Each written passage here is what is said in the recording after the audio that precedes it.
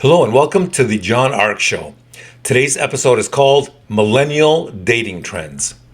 Before we begin, I want to encourage you to subscribe to our channel for free. You can also like, comment, and follow us. We're going to have a lot of great celebrity interviews coming up, so make sure to click on that notification bell so you can be notified every time we post a new episode.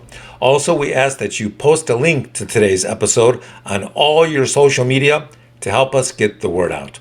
Now, let's get started. We were asked, is the dating world of millennials different than that of other major age groups? So we looked into this and found out some really interesting things. The first thing we noticed about how millennials date is the way they engage in courtship. It's a bit different than other generations. Many of them don't court in the traditional way because many of them have never seen or experienced traditional examples of courtship.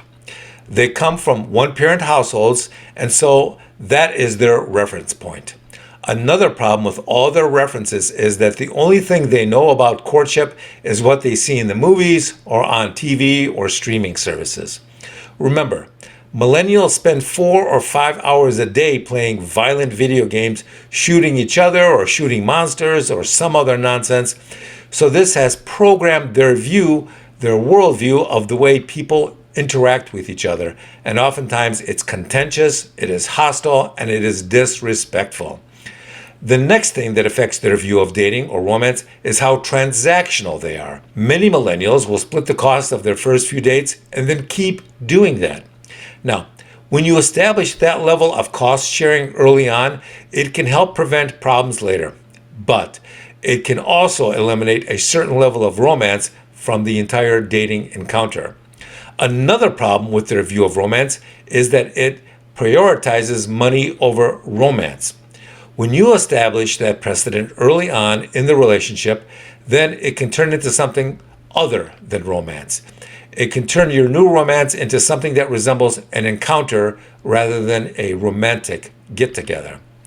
When you selfishly spend money on someone you love, then that somehow brings you closer. When you constantly treat each date as an accounting exercise or as a bookkeeping exercise and who pays for what, then you're essentially removing the romance. It's like walking into a room with a prostitute and paying her before you have sex with her.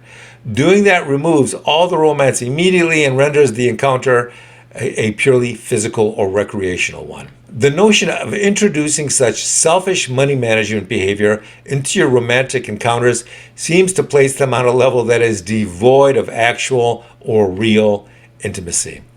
It becomes like an exercise in putting money into a parking meter. Here's another phenomenon that's interesting about millennials dating. When they date, it tends to involve video games or video chatting or phone videos or all the above. What do these all have in common? Well, they're all proxies or poor substitutes for actual face-to-face interaction or behavior. Even when some millennials meet face-to-face, you'll notice that they avoid eye contact and tend to look at their phones rather than at each other. It's a way of engaging with each other without actually engaging each other. These sorts of virtual encounters are a way of committing without actually committing. It doesn't seem very brave or enthusiastic or passionate or romantic. It doesn't seem very heartfelt. It seems very tentative and scared and temporary. We think that millennials should spend more time with each other without inserting video screens or putting up digital barriers. I suspect that would make things rise up to a new level. With that, I want to thank you for watching. I want to encourage you to subscribe to our channel for free. You can also like, comment, and follow us. We're going to have a lot of great celebrity interviews coming up, so make sure to click on that notification bell so we can notify you every time we post a new episode. Also, we ask that you post a link to today's episode on all your social media to help get the word out. Thank you, and we shall see you soon. Bye-bye.